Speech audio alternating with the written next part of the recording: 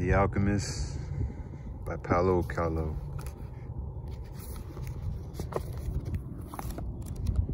Okay, so The Alchemist. So many quotes people were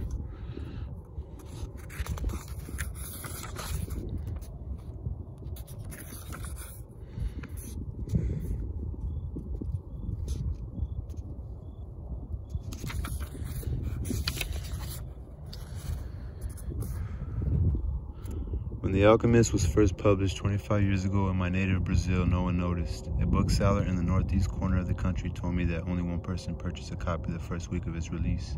It took another 6 months for the bookseller to unload a second copy. And that was the same person who bought the first, and who knows how long it took to sell the third. By the end of the year, it was clear to everyone that The Alchemist wasn't working. My original publisher decided to cut me loose and canceled our contract. They wiped their hands of the project and let me take the book with me. I was 41 and desperate. But I never lost faith in the book or ever wavered in my vision. Why? Because it was me in there, all of me, heart and soul. I was living my own metaphor. A man sets out on a journey dreaming of a beautiful and magical place in pursuit of some unknown treasure. At the end of his journey, the man realizes the treasure was with him the entire time. I was following my personal legend, and my treasure was my capacity to write. And I wanted to share the treasure with the world. I wanted to share this treasure with the world. As I wrote in The Alchemist, when you want something, the whole universe conspires to help you. I started knocking on doors of other publishers. One opened, and the publisher on the other side believed in me and my book and agreed to give The Alchemist a second chance. Slowly through word of mouth, it finally started to sell. 3,000, then 6,000, 10,000, book by book, gradually throughout the year.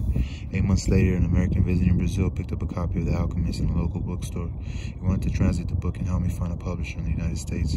HarperCollins agreed to bring it to an American audience, publishing it with great fanfare, ads in the New York Times and influential news magazines, radio and television interviews, but it still took some time to sell, slowly finding its audience in the United States by word of mouth, just as it did in Brazil. And then one day, Bill Clinton was photographed leaving the White House with the copy.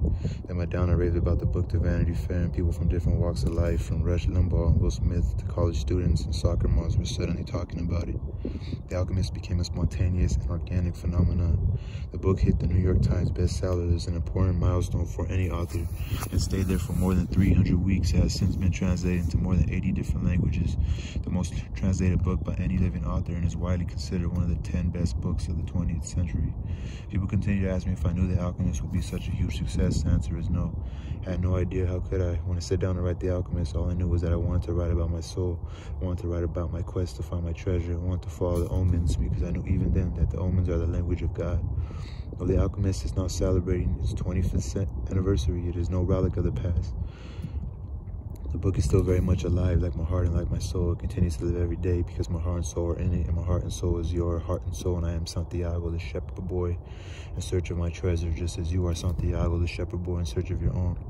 The story of one person is the story of everyone, and one man's quest is the quest of all humanity, which is why I believe The Alchemist continues all these years later to resonate with people from different cultures all around the world, touching them emotionally and spiritually equally without prejudice. I reread The Alchemist regularly, and every time I do, I experience the same sensations I felt when I wrote it. And here's what I feel. I feel happiness because it is all of me and all of you simultaneously. I feel happiness too because I know I can never be alone. Wherever I go, people understand me, they understand my soul. This continues to give me hope when I read about the clashes around the world. Political clashes, economic clashes, cultural clashes. I'm reminded that it is within our power to build a bridge to be crossed. Even if my neighbor doesn't understand my religion or understand my politics, he can understand my story. If he can understand my story, then he's never too far from me. It is always within my power to build a bridge. There's always a chance for reconciliation, a chance that one day he and I will sit around at a table together and put an end to our history of clashes. And on this day, he will tell me his story, and I'm going to tell him mine. Paulo Coelho, The Alchemist. Prologue. Not too long, I like that. The Alchemist picked up a book that someone in the caravan had brought.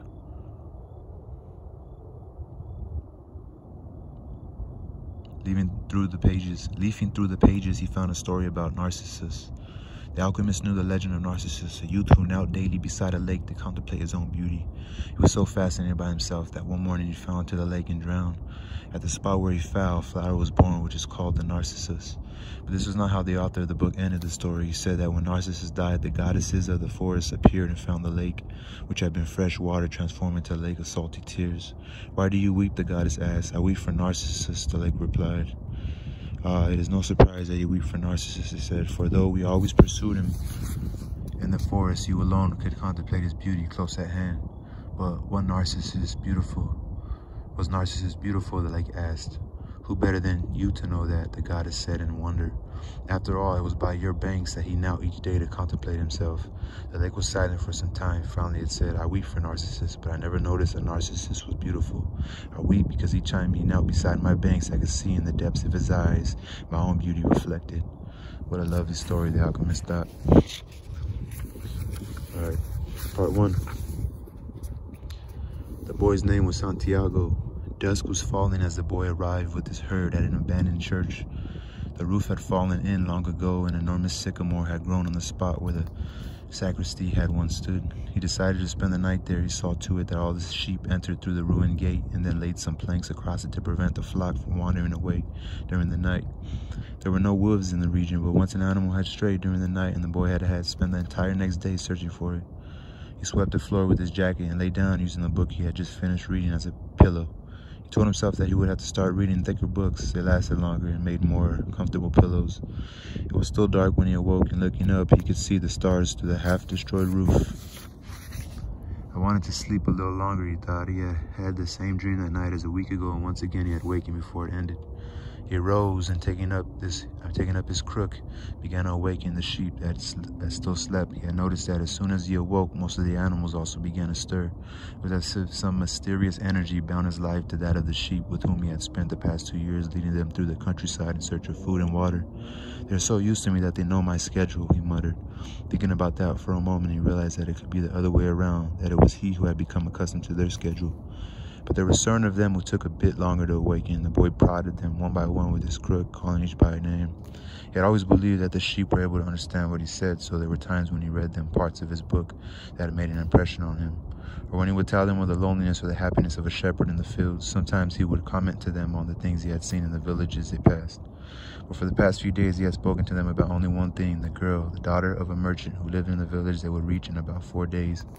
He had been to the village only once the year before. The merchant was a proprietor of a dry goods shop, and he only demanded that the sheep be sheared in his presence so that he would not be cheated.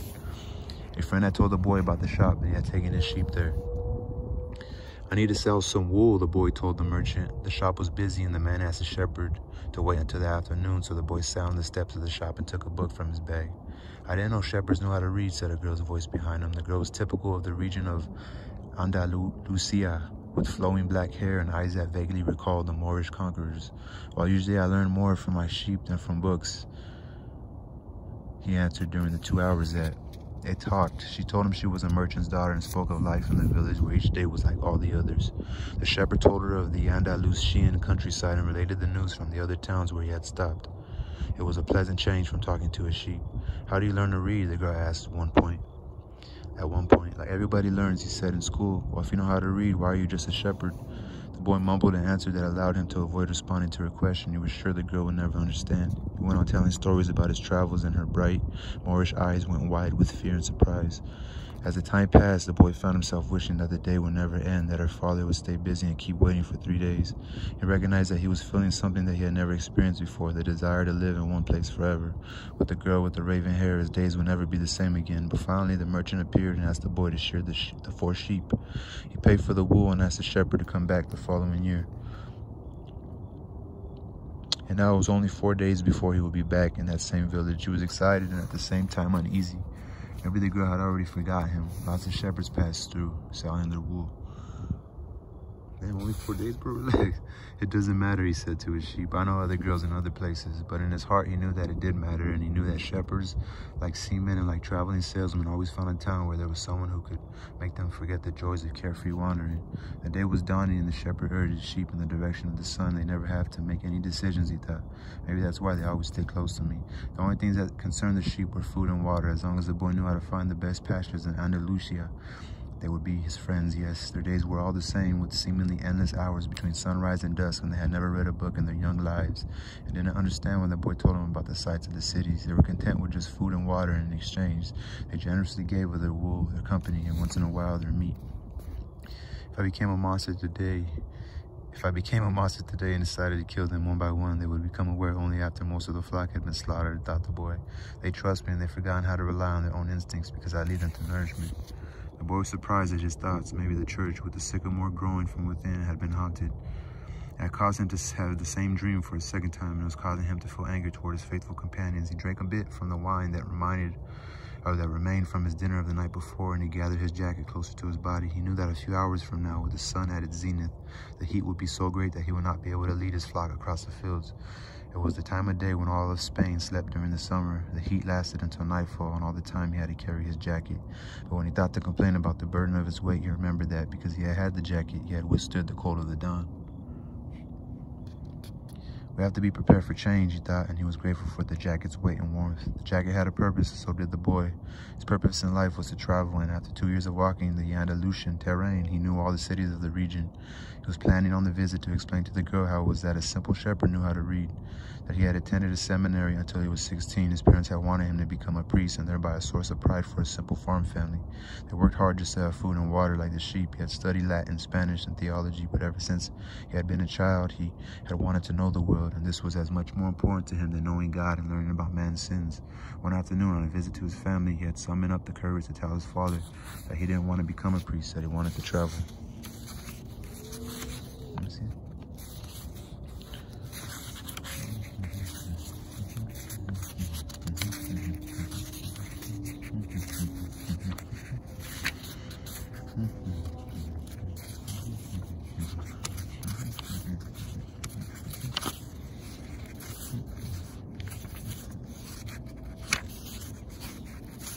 Maybe, just maybe.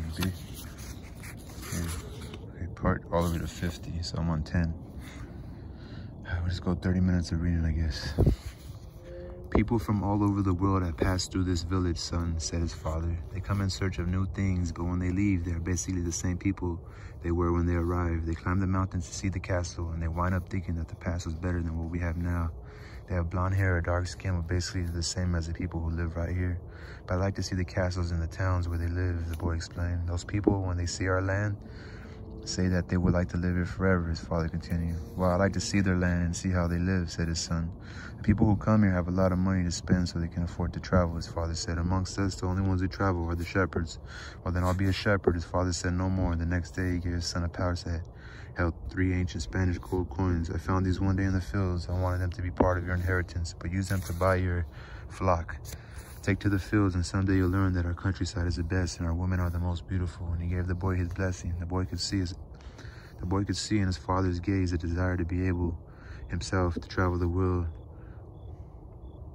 A desire that was still alive, despite his father's having had to bury it over dozens of years under the burden of struggling for water to drink, food to eat, and the same place to sleep every night of his life. The horizon was tinged with red, and suddenly the sun appeared, and the boy thought back to that conversation with his father and felt happy. He had already seen many castles and met many women, but none the equal of the one who awaited him several days hence. He owned a jacket and a book that he could trade for another, and a flock of sheep. But most important, he was able every day to live out his dream. If he were tired of the Andalusian fields, he could sell his sheep and go to sea. By the time he had enough of the sea, he would already have known other cities, other women, and other chances to be happy. Again, I have found God in the seminary, he thought as he looked at the sunrise. Whenever he could, he sought out a new road to travel. He had never been to that ruined church before, in spite of having traveled through those parts many times. The world was huge and inexhaustible. He had only to allow his sheep to set the route for a while, and he would discover other interesting things. The problem is that they don't realize that they're walking a new road every day. They don't see that the fields are new and the seasons change. All I think about is food and water. Maybe we're all that way, the boy mused, even me. I haven't thought of other women since I met the merchant's daughter. Looking at the sun, he calculated that he would reach Tarifa before midday. There he could exchange his book for a thicker one, fill his wine bottle, shave, and have a haircut. He had to prepare himself for his meeting with the girl, and he didn't want to think about the possibility that some other shepherd with a larger flock of sheep had arrived there before him and asked for her hand. It's a possibility of having a dream come true that makes life interesting, he thought, as he looked again at the position of the sun and hurried his pace. He had suddenly remembered that in Tarifa, there was an old woman who interpreted dreams. The old woman led the boy to a room in the back of her house. It was separated from her living room by a curtain of colored beads. Yeah, so I'm not skipping. So it goes to the lady that could interpret dreams. The room's furnishing consisted of a table, an image of the Sacred Heart of Jesus, and 2 chairs. The woman sat down and told him to be seated as well. Then she took both of his hands in hers and began quietly to pray. It sounded like a gypsy prayer. The boy had already had experience on the road with gypsies. They also traveled, but they had no flocks of sheep. People said that gypsies spent their life tricking others. It was also said that they had a pact with the devil and that they kidnapped children and taking them away to their mysterious camps made them their slaves. It was also said that they had a pact with the devil, and that they kidnapped children and taking them away to their mysterious camps made them their slaves. As a child, the boy had always been frightened to death that he would be captured by gypsies, and this childhood fear returned when the old woman took his hand in hers. But she has the Sacred Heart of Jesus there, he thought, trying to reassure himself. He didn't want his hand to begin trembling, showing the old woman that he was fearful. He recited an Our Father silently. Very interesting, said the woman, never taking her eyes from the boy's hands, and then she fell silent. The boy was becoming nervous. His hands began to tremble, and the woman sensed it. He quickly pulled his hands away. I didn't come here to have you read my poem, he said, already regretting having come. He thought for a moment that it would be better to pay her fee and leave without learning a thing, that he was giving too much importance to his recurrent dream. You came so that you could learn about your dreams, said the old woman, and dreams are the language of God. When he speaks in our language, I can interpret what he has said, but if he speaks in the language of the soul, as only you can understand. But whichever it is, I'm going to charge you for the consultation. Another trick, the boy thought, but he decided to take a chance. And shepherds always take chances, or a shepherd always takes his chances with wolves and with drought, and with wolves and with drought. And that's what makes a shepherd's life exciting. I read the same dream twice, he said. I dreamed that I was in a field with my sheep when a child appeared and began to play with the animals. I don't like people to do that because the sheep are afraid of strangers, but children always seem to be able to play with them without frightening them. I don't know why. I don't know how animals know the age of human beings. Tell me more about your dreams, said the woman. I have to get back to my cooking, and since you don't have much money, I can't give you a lot of time. The child went on playing with my sheep for quite a while, continued the boy, a bit upset. Suddenly, the child took me by both hands and transported me to the Egyptian pyramids. He paused for a moment to see if the woman knew what the Egyptian pyramids were, but she said nothing. Then, at the Egyptian pyramids, he said the last 3 words slowly so that the old woman could understand. The child said to me, if you come here, you will find a hidden treasure. And just as she was about to show me the exact location, I woke up both times. The woman was silent for some time, then she again took his hands and studied them carefully. I'm not going to charge you anything now, she said, but I want 1/10 of the treasure if you find it. The boy laughed out of happiness. He was going to be able to save the little money he had because of a dream about hidden treasure. The boy laughed out of happiness. He was going to be able to save the little money he had because of a dream about hidden treasure. Well, interpret the dream, he said. First, swear to me. Swear that you will give me 1/10 of your treasure in exchange for what I'm going to tell you. The shepherd boy swore that he would.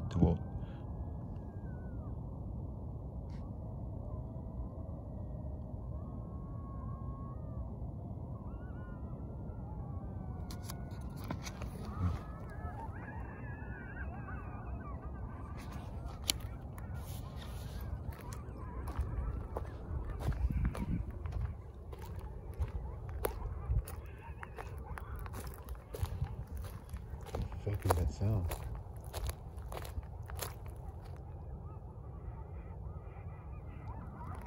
Sounds like coyotes or something, huh?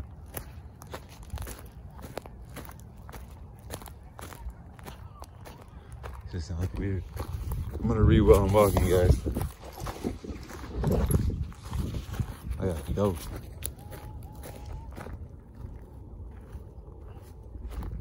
That's coyotes or something, huh?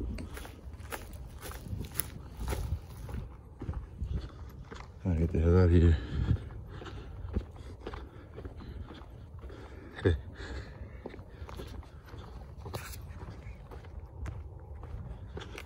Alright guys, the video's gonna be long. I gotta walk down now, but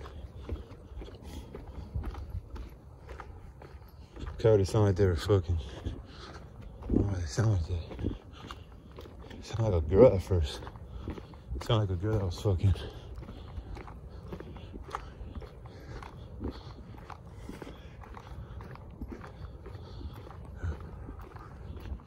Alright. Hold on, guys.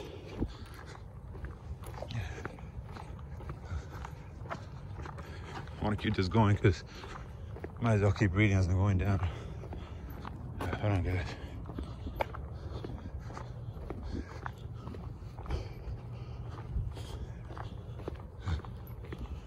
I'm glad they were like making that noise and warning me. So,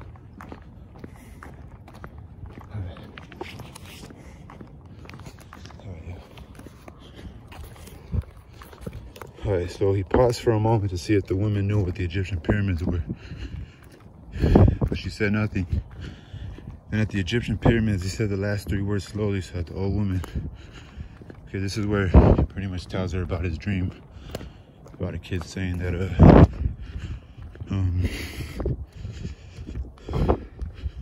if you come here, you will find a hidden treasure. The child said to me, if you come here, or to the Egyptian pyramids, if you go to the Egyptian pyramids, you'll find a treasure. So then all the ladies asking her for 1/10 of everything. And so he said, well, interpret the dream, he said. And she says, well, first swear to me, swear that you would give me 1/10 of your treasure in exchange for what I'm going to tell you. The shepherd swore that he would. The old woman asked him to swear again while looking at the image of the Sacred Heart of Jesus. It's a dream in the language of the world, she said. It's a dream in the language of the world, she said. I can interpret it, but the interpretation is very difficult. That's why I feel that I deserve a part of what you find.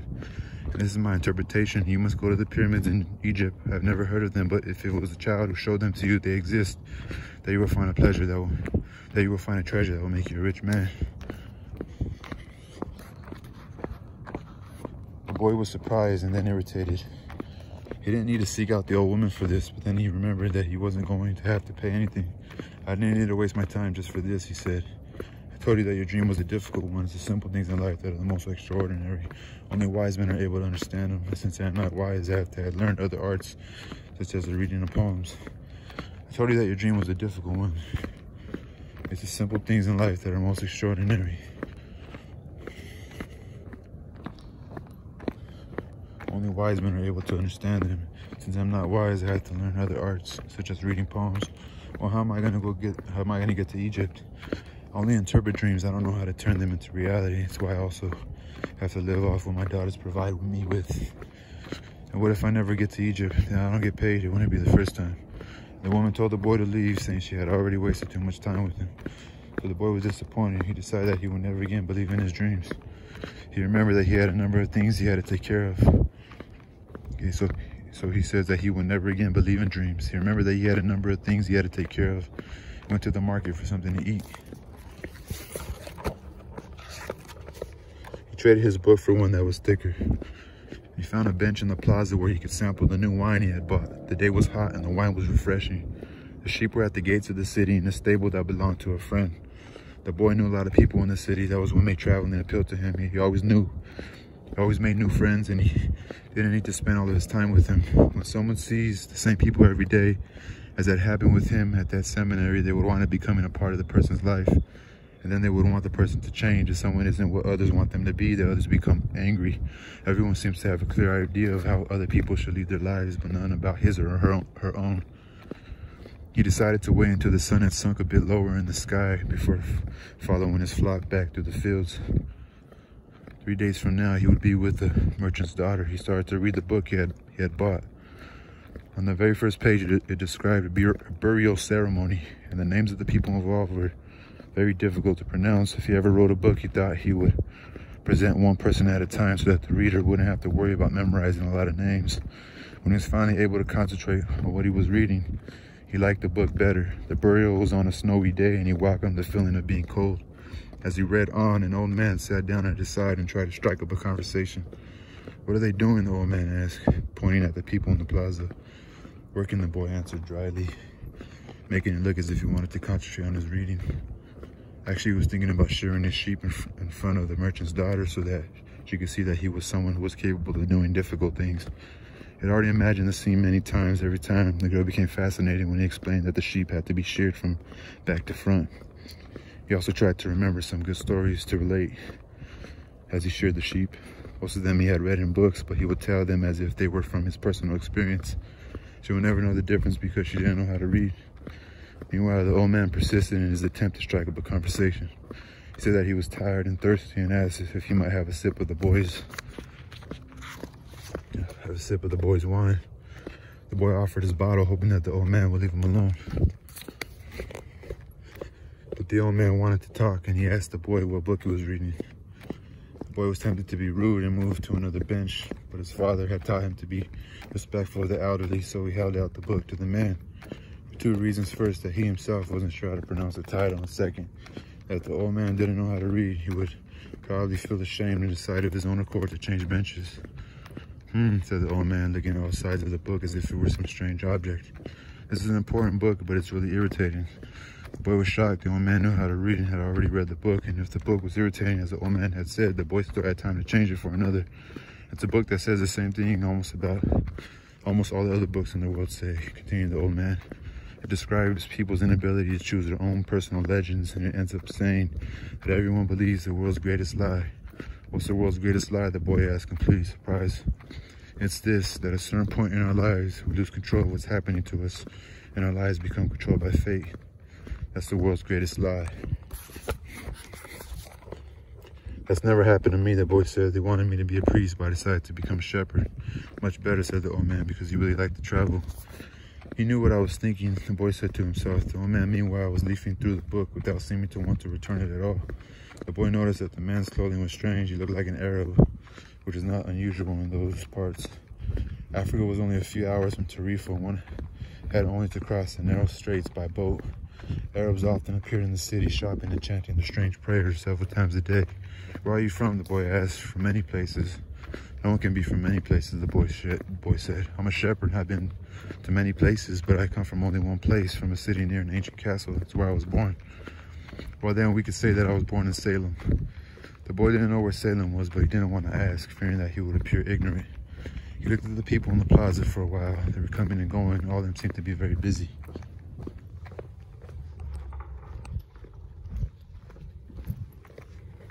So what is Salem like, he asked, trying to get some sort of clue.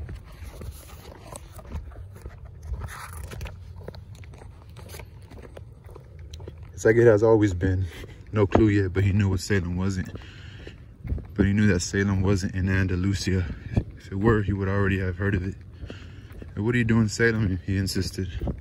What do I do in Salem? The old man laughed. I'm the king of Salem. People say strange things, the boy thought. Sometimes it's better to be with the sheep who don't say anything. And better still to be alone with one's books. They tell their incredible stories at the time when you want to hear them. But when you're talking to people, they say some things that are so strange that you don't know how to continue the conversation. My name is Melchizedek, said the old man. How many sheep do you have? Enough, said the boy. You can see that the old man wanted to know more about his life. Well, then we've got a problem. I can't help you if you feel you've got enough sheep. The boy was getting irritated. He wasn't asking for help. It was the old man who had asked for a drink of his wine and had started the conversation. Give me my book, the boy said. I have to go and gather my sheep and get going. Give me 1/10 of your sheep, said the old man, and I'll tell you how to find the hidden treasure. The boy remembered his dream, and suddenly everything was clear to him. The old woman hadn't charged him anything, but the old man, okay. Give me my book, the boy said. I have to go and gather my sheep and get going. Give me 1/10 of your sheep, said the old man. I'll tell you how to find the hidden treasure. The boy remembered his dream, and suddenly everything was clear to him. The old woman hadn't charged him anything, but the old man, maybe he was her husband, was going to find a way to get much more money in exchange for information about something that didn't even exist. The old man was probably a gypsy too. But before the boy could say anything, the old man leaned over. Okay. Picked up a stick and began to write in the sand of the plaza. Something bright reflected from his chest with such intensity that the boy was momentarily blinded. With the movement that... I can't go off a cliff. But before the boy could say anything, the old man leaned over, picked up a stick, and began to write in the sand of the plaza. Something bright reflected from his chest with such intensity that the boy was momentarily blinded with a movement that was too quick for someone his age. The man covered whatever it was with his cape. When his vision returned to normal, the boy was able to read what the old man had written in the sand. There in the center of the plaza of that small city, the boy read the names of his father and his mother and the name of the seminary he had attended. He read the name of the merchant's daughter, which he hadn't even known, as he read things he had never told anyone. He read the name of the merchant's daughter, which he hadn't even known, and read the things he had never told anyone. "I'm the king of Salem," the old man had said. "Why would a king be talking with the shepherd?" the boy asked, awed and embarrassed. "For several reasons, but let's say that the most unimportant is that you have succeeded in discovering your personal legend." For several reasons, okay. Why would a king be talking with the shepherd? For several reasons, but let's say that the most important is that you have succeeded in discovering your personal legend. The boy didn't know what a person's personal legend was. It's what you have always wanted to accomplish. Everyone, when they are young, knows what their personal legend... Oh shit, what's up? Oh, get the fuck out of me. Okay. It's what you have always wanted to accomplish. Everyone, when they are young, knows what their personal legend is. Damn, I got spooked. Oh my God. At that point in their lives, everything is clear and everything is possible. They're not afraid to dream and to yearn for everything they would like to see happen to them in their lives. But as time passes, a mysterious force begins to convince them that it will be impossible for them to realize their personal legend. None of what the old man was saying made much sense to the boy, but he wanted to know what the mysterious force was. The merchant's daughter would be impressed when he told her about it. It's a force that appears to be negative, but actually shows you how to realize your personal legend. It prepares your spirit and your will, because there is one great truth on this planet. Wherever you are, whatever it is that you do, when you really want something, it's because that desire originated in the soul of the universe. It's your mission on Earth. Even when all you want to do is travel and marry the daughter of a textile merchant, yes, or even search for treasure, the soul of the world is nourished by people's happiness, and also by unhappiness, envy, and jealousy. To realize one's personal legend is a person's only real obligation. All things are one. And when you want something, all the universe conspires in helping you to achieve it. They were both silent for a time, observing the plan and the townspeople. Okay, they were both silent for a time, observing the plaza and the townspeople. It was the old man who spoke first. "Why do you tend a flock of sheep?" "Because I like to travel." The old man pointed to a baker standing in a shop window at one corner of the plaza. When he was a child, that man wanted to travel too, but he decided first to buy his bakery and put some money aside. When he's an old man, he's going to spend a month in Africa. He's never realized that people are capable at any time in their lives of doing what they dream of. He should have decided to become a shepherd, the boy said. Well, he thought about that, the old man said, but bakers are more important people than shepherds. Bakers have homes while shepherds sleep out in the open. Parents would rather see their children marry these bakers than shepherds. The boy felt a pang in his heart, thinking about the merchant's daughter. There was surely a baker in her town. The old man continued, "In the long run, what people think about shepherds and bakers becomes more unimportant for them than their own personal legends." No. In the long run, what people think about shepherds and bakers becomes more important for them than their own personal legends. The old man leafed through the book and fell to reading a page he came to. The boy waited and then interrupted the old man just as he himself had been interrupted. "Why are you telling me all this?" "Because you're trying to realize your personal legend, and you're at a point where you're about to give it all up."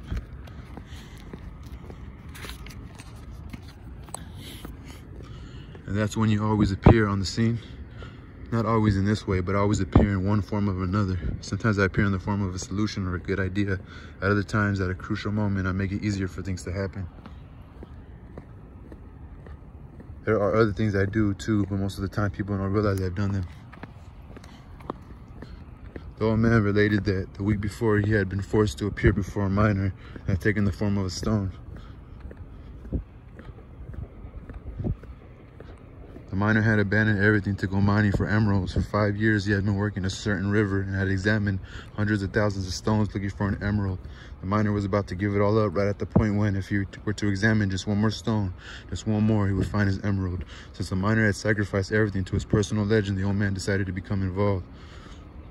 Okay, since the miner had sacrificed everything to his personal legend, the old man decided to become involved. He transformed himself into a stone that rolled up to the miner's foot. The miner, with all the anger and frustration of his 5 fruitless years, picked up the stone and threw it aside. But he had thrown it with such force that it broke the stone and fell upon. And there, the miner, with all the anger and frustration of his 5 fruitless years, picked up the stone and threw it aside. But he had thrown it with such force that it broke the stone it fell upon. And there, embedded in the broken stone, was the most beautiful emerald in the world. People learn early in their lives what is their reason for being, said the old man with a certain bitterness. Maybe that's why they give up on it so early too, but that's the way it is. The boy reminded the old man that he had said something about hidden treasure. Treasure is uncovered by the force of flowing water, and it is buried by the same currents, said the old man. Treasure is uncovered by the force of flowing water and is buried by the same currents, said the old man. If you want to learn about your own treasure, you have to give me 1/10 of your flock. What about 1/10 of my treasure? The old man looked disappointed. If you start out by promising what you don't even have yet, you'll lose your desire to work toward getting it. So it says, if you want to learn about your own treasure, if you start out by promising what you don't even have yet, you'll lose your desire to work toward getting it. The boy told him that he had already promised to give 1/10 of his treasure to the gypsy. Gypsies are experts at getting people to do that, sighed the old man. In any case, it's good that you've learned that everything in life has its price. This is what the warriors of the light tried to teach. The old man returned the book to the boy. The warriors of light. Tomorrow at this time, bring 1/10 of your flock, and I will tell you how to find the hidden treasure. Good afternoon. And he vanished around the corner of the plaza. The boy began again to read his book, but he was no longer able to concentrate. He was tense and upset because he knew that the old man was right. He went over to the bakery and bought a loaf of bread, thinking about whether or not he should tell the baker what the old man had said about him. Sometimes it's better to leave things as they are, he thought to himself, and decided to say nothing. If he were to say anything, the baker would spend 3 days thinking about giving it all up, even though he had gotten used to the way things were. The boy could certainly resist causing that kind of anxiety for the baker. So he began to wander through the city and found himself at the gates. There was a small building there with a window at which people brought tickets to Africa. And he knew that Egypt was in Africa. "Can I help you?" asked the man behind the window.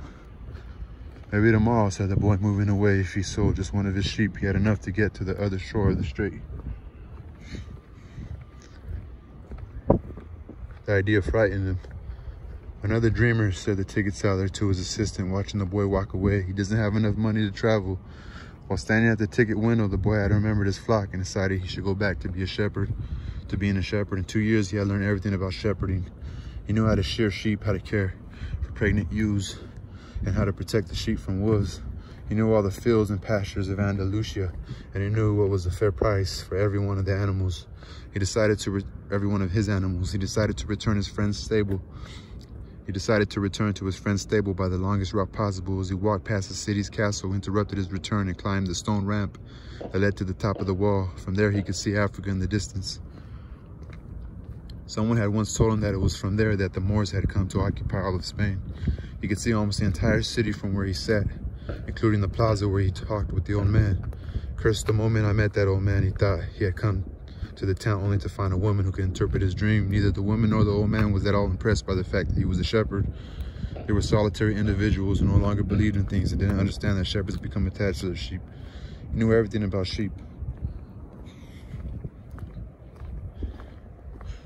He knew everything about sheep. Where did it? There's no believing them. Okay, so he knew everything about each member of his flock. He knew which ones were lame, which ones was to give birth 2 months from now, and which were the laziest. He knew how to shear them and how to slaughter them. If he ever decided to leave them, they would suffer. The wind began to pick up. He knew that wind. People called it the Levanter because on it the Moors had come from the Levant at the eastern end of the Mediterranean. The Levanter increased in intensity. The Levanter wind. "Here I am between my flock and my treasure," the boy thought. He had to choose between something that he had become accustomed to and something he wanted to have. There was also the merchant's daughter, but she wasn't as important as his flock because she didn't depend on him. Maybe she didn't even remember him. He was sure that it made no difference to her on which day he appeared. For her, every day was the same. And when each day is the same as the next, it's because people fail to recognize the good things that happen in their lives every day that the sun rises. "I left my father and my mother in the town castle behind. They've gotten used to my being away, and so have I. The sheep will get used to my not being there, too," the boy thought. From where he sat, he could observe the plaza. People continued to come and go from the baker's shop A young couple sat on the bench where he had talked with the old man, and they kissed. That baker, he said to himself, without complimenting or without completing the thought. The levanter was still getting stronger, and he felt its force on his face. That wind had brought the moors, yes, but it had also brought the smell of the desert and of the veiled woman. It had brought with it the sweat and the dreams of men who had once left to search for the unknown and for gold and adventure and for the pyramids. The boy felt jealous of the freedom of the wind and saw that he could have the same freedom. There was nothing to hold him back except himself. The sheep, the merchant's daughter, and the fields of Andalusia were only steps along the way to his personal legend.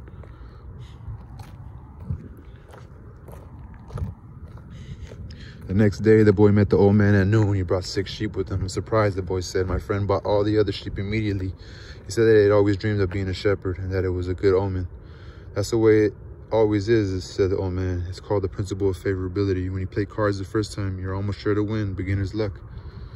Why is that? Because there is force that wants you to realize your personal legend. It whets your appetite with the taste of success. The old man began to inspect the sheep and saw that one was lame. The boy explained that it wasn't important since the sheep was the most intelligent of the flock and produced the most wool. "Where is the treasure?" he asked. "It's in Egypt near the pyramids." The boy was startled. The old woman had said the same thing, but she hadn't charged him anything. "In order to find the treasure, you will have to follow the omens. God has prepared a path for everyone."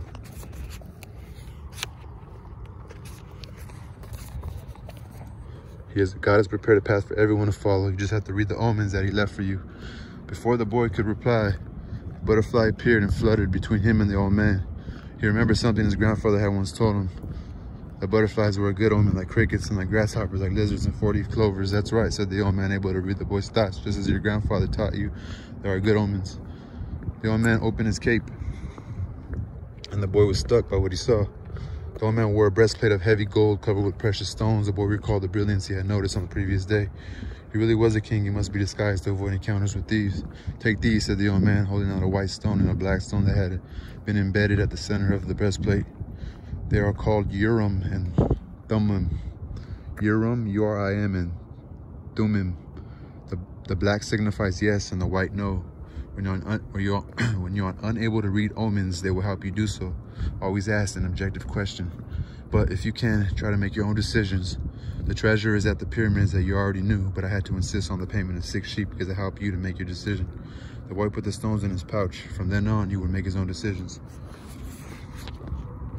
The boy put the stones in his pouch. From then on, he would make his own decisions. Don't forget that everything you deal with is only one thing and nothing else. And don't forget the language of omens. And above all, don't forget to follow your personal legend through to its conclusion. But before I go, I want to tell you a little story. A certain shopkeeper sent his son to learn about the secret of happiness from the wisest man in the world. The lad wandered through the desert for 40 days and finally came upon a beautiful castle high atop a mountain. It was there that the wise man lived. Rather than finding a saintly man, though, our hero, on entering the main room of the castle, saw a hive of activity. Tradesmen came and went. People were conversing in the corners. A small orchestra was playing soft music, and there was a table covered with platters of the most delicious food in that part of the world. The wise man conversed with everyone, and the boy had to wait for 2 hours before it was his turn to be given the man's attention. The wise man listened attentively to the boy's explanation of why he had come, but told him that the... hold on. Let's read that again. Rather than finding a saintly man, a certain shopkeeper sent his son to learn about the secret of happiness from the wisest man in the world. The lad wandered through the desert for 40 days and finally came upon a beautiful castle high atop a mountain. It was there that the wise man lived. Rather than finding a saintly man, though, our hero, on entering the main room of the castle, saw a hive of activity. Tradesmen came and went. People were conversing in the corners. A small orchestra was playing soft music, and there was a table covered with platters of the most delicious food in that part of the world. The wise man conversed with everyone, and the boy had to wait for 2 hours to wait his turn to be given the man's attention. The wise man had listened attentively to the boy's explanation of why he had come, but told him that he didn't have time just to explain the secret of happiness. He suggested that the boy look around the place and return in 2 hours. The boy look around the palace and return in 2 hours. Meanwhile, I want to ask you something, said the wise man, handing the boy a teaspoon that held 2 drops of oil. As you wander around, carry this spoon with you without allowing the oil to spill. The boy began climbing and descending the main stairways of the palace, keeping his eyes fixed on the spoon.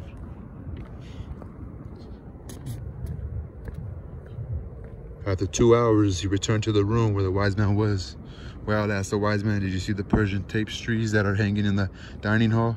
Did you see the garden that it took the master gardener 10 years to create? Did you notice the beautiful parchments in my library? The boy was embarrassed and confessed that he had observed nothing. His only concern had been not to spill the oil and the wise man had entrusted to him. Then go back and observe the marvels of my world, said the wise man. You cannot trust a man if you don't know his house. Relieved, the boy picked up the spoon and returned to his exploration of the palace, this time observing all of the works of art on the ceilings and the walls. He saw the gardens and the mountains all around him, the beauty of the flowers and the taste with which everything had been selected. Upon returning to the wise man, he related in detail everything he had seen. But where are the drops of oil I entrusted to you? Asked the wise man. Looking down at the spoon, the boy saw the oil was gone. Well, there is only one piece of advice I can give you, said the wisest of the wise men. The secret of happiness is to see all of the marvels of the world and never to forget the drops of oil on the spoon. The shepherd said nothing. He had understood the story the old king had told him. A shepherd may like to travel, but he should never forget about his sheep. The old man looked at the boy and, with his hands held together, made several strange gestures over the boy's head. Then, taking his sheep, he walked away. The old man looked at the boy and, with his hands held together, made several strange gestures over the boy's head. Taking his sheep, he walked away. At the highest point in Tarifa, there was an old fort built by the Moors. Oh, sorry. I almost tripped.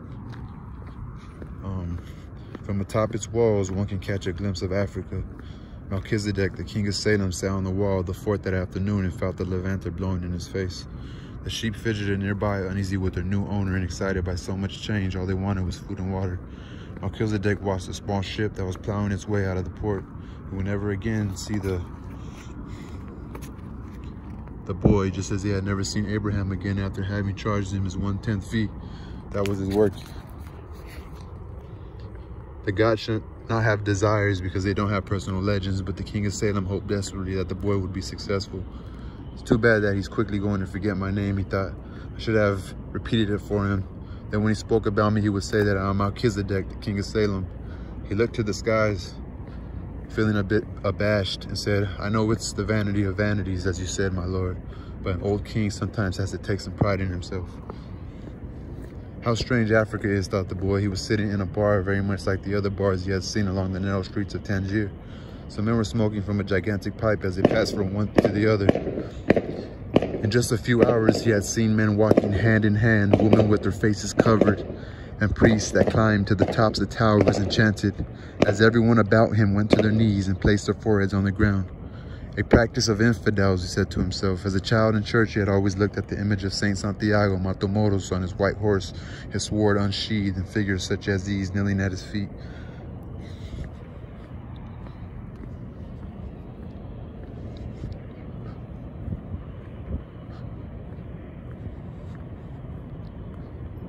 Okay, so priests that climb on tops of towers and chanted as everyone.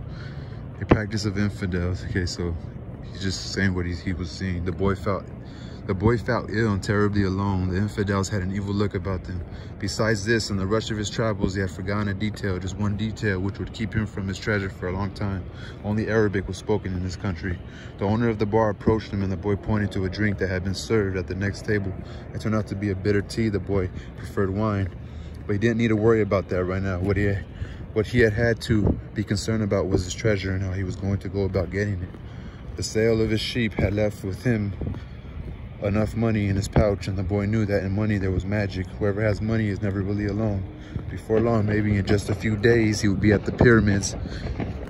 An old man with a breastplate of gold wouldn't have lied just to acquire 6 sheep. The boy had spoken about signs and omens, or the old man had spoken about signs and omens as the boy was crossing the strait. He had thought about omens. Yes, the old man had known what he was talking about during the time the boy had spent in the fields of Andalusia. Oh, shit. What's up, guys? What's up?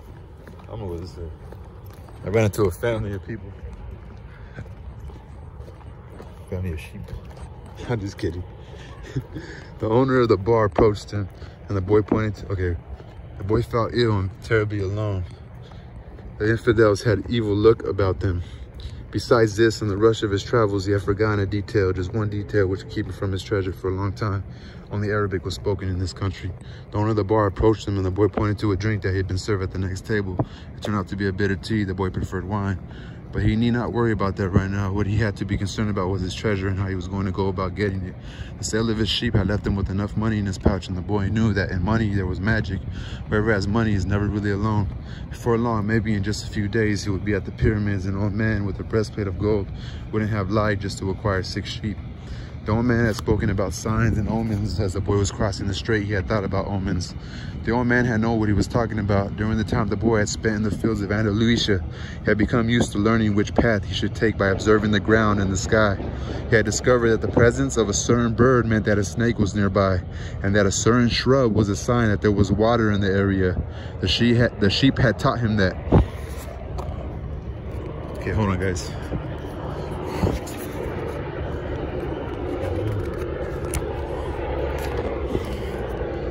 If God leads the sheep so well, he will also lead a man, he thought, and that made him feel better. The tea seemed less bitter. Who are you? He heard a voice ask him in Spanish. The boy was relieved. He was thinking about omens, and someone had appeared. How come you speak Spanish? He asked. The new arrival was a young man in Western dress, but the color of his skin suggested he was from this city. He was about the same age and height as the boy. Almost everyone here speaks Spanish. We're only 2 hours from Spain. Sit down and let me treat you to something, said the boy, and asked for a glass of wine for me. I hate this tea. There is no wine in this country, the young man said. The religion here forbids it. The boy told him then that if he needed to get to the pyramids, he almost began to tell about his treasure, but he decided not to. If he did, it was possible that the Arab would want a part of his payment for taking him there. He remembered what the old man had said about offering something he didn't even have yet. I'd like you to take me there if you can. I can pay you to serve you as my guide. If I can pay you to serve as my guide. Going off-road. Do you have an idea how to get there? The newcomer asked. The boy noticed that the owner of the bar stood nearby, listening attentively to their conversation. He felt uneasy at the man's presence, but he had found a guide and didn't want to miss out on an opportunity. You have to cross the entire Sahara Desert, said the young man. And to do that, you need money. I need to know whether you have enough. The boy thought it a strange question, but he trusted in the old man. Okay, no, you have to cross here. No, okay, the boy thought it a strange question, but he trusted in the old man, who had said that when you really want something, the universe always conspires in your favor. He took his money from his pouch and showed it to the young man. The owner of the bar came over and looked as well. The two men exchanged some words in Arabic, and the bar owner seemed irritated. Let's get out of here, said the new arrival. He wants us to leave. The boy was relieved. He got up to pay the bill, but the owner grabbed him and began to speak to him in an angry stream of words. The boy was strong and wanted to retaliate, but he was in a foreign country. His new friend pushed the owner aside and pulled the boy outside with him. He wanted your money, he said. Tangier is not like the rest of Africa. This is a port, and every port has its thieves. The boy trusted his new friend. He had helped him out in a dangerous situation. He took out his money, he counted it. We could get to the pyramids by tomorrow, said the other, taking the money, but I have to buy 2 camels. They walked together through the narrow straits of Tangier. Everywhere there were stalls with items for sale. They reached the center of a large plaza where the market was held. There were thousands of people there arguing, selling, and buying vegetables for sale amongst daggers and carpets displayed alongside tobacco, but the boy never took his eye off his new friend. After all, he had all his money. He thought about asking him to give it back, but decided that would be unfriendly. He knew nothing about the customs of the strange land he was in. I'll just watch him, he said to himself. He knew he was stronger than his friends. Suddenly there in the midst of all that confusion, he saw the most beautiful sword he had ever seen. The scabbard was embossed in silver, and the handle was black and encrusted with precious stones. The boy promised himself that when he returned from Egypt, he would buy that sword. Ask the owner of that stall how much the sword cost, he said to his friend. Then he realized that he had been distracted for a few moments looking at the sword. His heart squeezed as if his chest had suddenly compressed it. He was afraid to look around because he knew what he would find.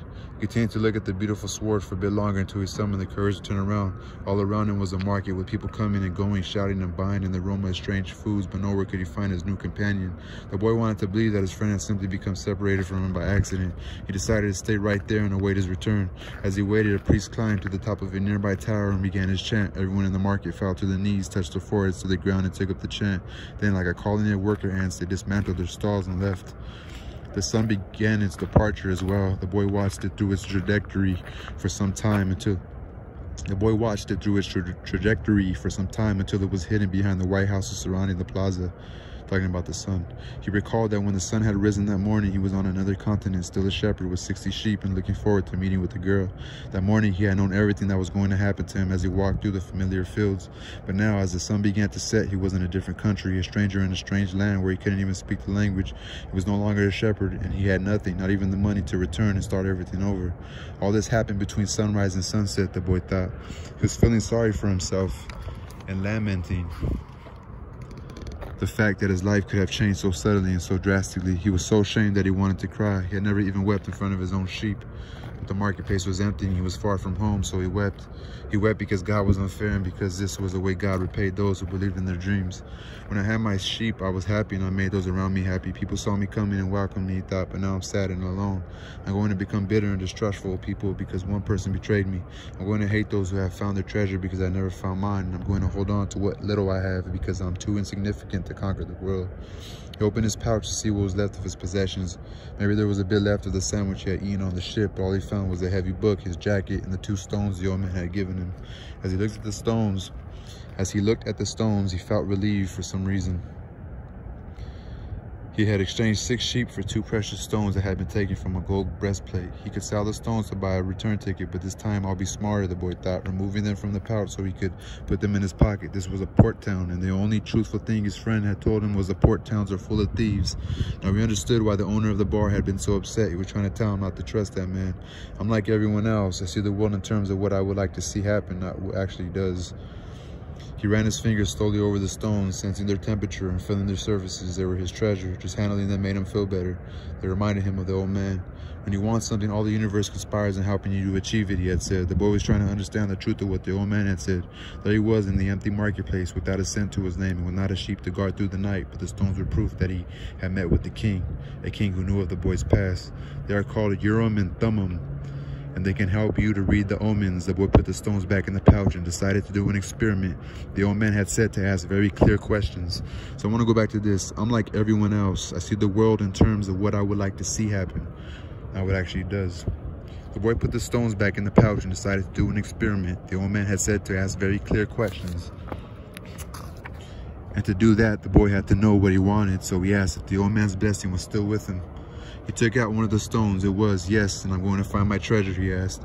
He stuck his hand into the pouch and felt around for one of the stones. And as he did so, both of them pushed through a hole in the pouch and fell to the ground. The boy had never even noticed that there was a hole in his pouch. He knelt down to find the Urim and Thummim and put them back in the pouch. But as he saw them lying down on the ground, another phrase came to his mind.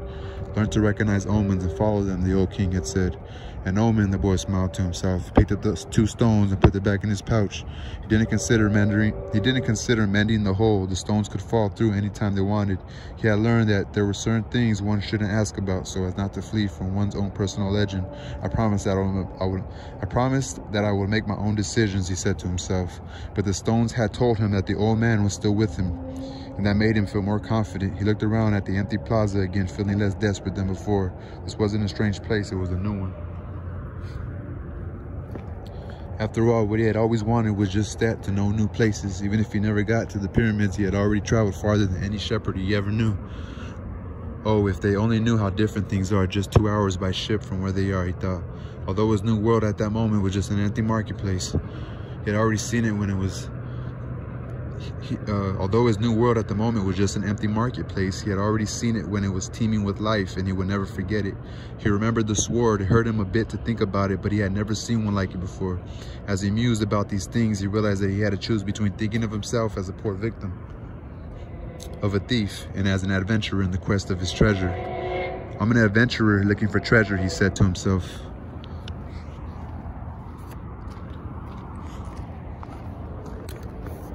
I gotta read slow because I gotta kind of pay attention to where I'm going.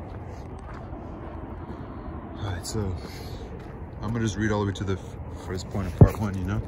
He was shaken into wakefulness by someone. He had fallen asleep in the middle of the marketplace and life in the plaza was about to resume. Looking around, he saw his sheep and then realized that he was in a new world. But instead, of being saddened, he was happy. He no longer had to seek out food and water for the sheep. He could go in search of his treasure instead. He had not a cent in his pocket, but he had faith. He had decided the night before that he would be as much as an adventurer as the ones he had admired in books. He walked slowly through the market. The merchants were assembling their stalls, and the boy helped the candy seller do his. The candy seller had a smile on his face. He was happy, aware of what his life was. Aware of what his life was about, and ready to begin a new day's work. The smile reminded the boy of the old man, the mysterious old king he had met. This candy merchant isn't making candy so that later he can travel or marry a shopkeeper's daughter. He's doing it because it's what he wants to do.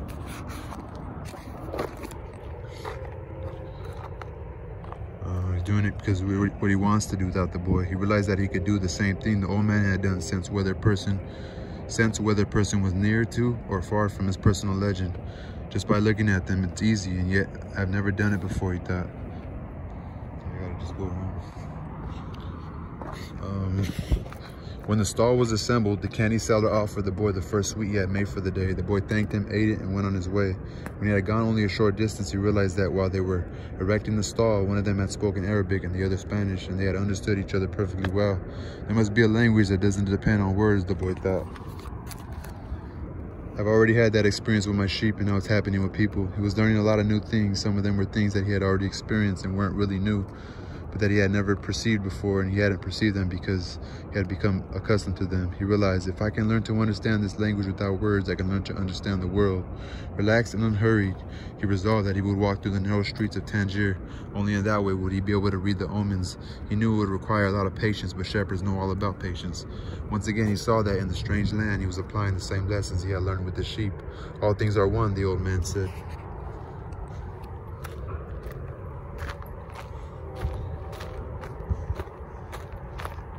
Okay, so, shit.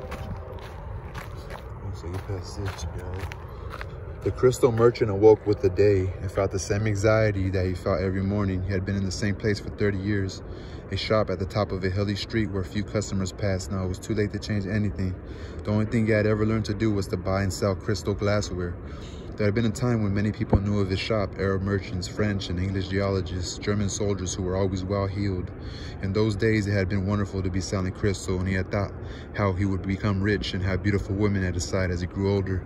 But as time passed, Tangier had changed. The nearby city of Ceuta had grown faster than Tangier, and business had fallen off. Neighbors moved away, and there remained only a few small shops on the hill, and no one was going to climb the hill just to browse through a few small shops. But the crystal merchant had no choice. He had lived 30 years of his life buying and selling crystal pieces, and now it was too late to do anything else. He spent the entire morning observing the infrequent comings and goings in the street. He had done this for years, and he knew the schedule of everyone who passed. Just before lunchtime, a boy stepped in front of the shop. He was dressed normally, but just before lunchtime, a boy stopped in front of the shop. He was dressed normally, but the practiced eyes of the crystal merchant could see that the boy had no money to spend. Nevertheless, the merchant decided to delay his lunch for a few minutes until the boy moved on. A card hanging in the doorway announced that several languages were spoken in the shop. A card hanging in the doorway announced that several languages were spoken in the shop. The boy saw a man appear behind the counter. "I can clean up those glasses in the window if you want," said the boy. "The way they look now, nobody is going to want to buy them." The man looked at him without responding. "In exchange, you could give me something to eat." The man still said nothing, and the boy sensed that he was going to have to make a decision. In his pouch, he had his jacket. He certainly wasn't going to need it in the desert. Taking the jacket out, he began to clean the glasses. In half an hour, he had cleaned all the glasses in the window, and as he was doing so, 2 customers had entered the shop and bought some crystal. When he had completed the cleaning, he asked the man for something to eat. "Let's go and have some lunch," said the crystal merchant. He put a sign on the door, and they went to a small cafe nearby. As they sat down at the only table in the place, the crystal merchant laughed. "You didn't have to do any cleaning," he said. The Quran requires me to feed a hungry person." Why didn't you let me, "You didn't have to do any cleaning," he said. "The Quran requires me to feed a hungry person." "Well then, why did you let me do it?" the boy asked. "Because the crystal was dirty, and both you and I needed to cleanse our minds of negative thoughts." When they had eaten, the merchant turned to the boy and said, "I'd like you to work in my shop. 2 customers came in today while you were working, and that's a good omen. People talk a lot about omens, thought the shepherd, but they really don't know what they're saying, just as I hadn't realized that for so many years I had been speaking in a language without words to my sheep. Do you want to go to work for me? The merchant asked. I can work for the rest of the day, the boy answered. It'll work all night until dawn, and I'll work all night until dawn, and I'll clean every... Okay, so the boy's getting a job. And I'll clean every piece of crystal in your shop. In return, I need money to get to Egypt tomorrow. The merchant laughed. Even if you clean my crystal for an entire year, even if you earned a good commission selling every piece, you will still have to borrow money to get to Egypt. There are thousands of kilometers of desert between here and there. There was a moment of silence so profound that it seemed the city was asleep. No sound from the bazaars, no arguments among the merchants, no men climbing to the towers to chant, no hope, no adventure, no old kings or personal legends, no treasure, no pyramids. It was as if the world had fallen silent because the boy's soul had. He sat there staring blankly through the door of the cafe, wishing that he had died and that everything would end forever at that moment. The merchant looked anxiously at the boy. All the joy he had seen that morning had suddenly disappeared. I can give you the money you need to get back to your country, my son, said the crystal merchant. The boy said nothing. He got up, adjusted his clothing, and picked up his pouch. I'll work for you, he said. And after another long silence, he added, I need money to buy some sheep. Part 2. That was part 1 of The Alchemist.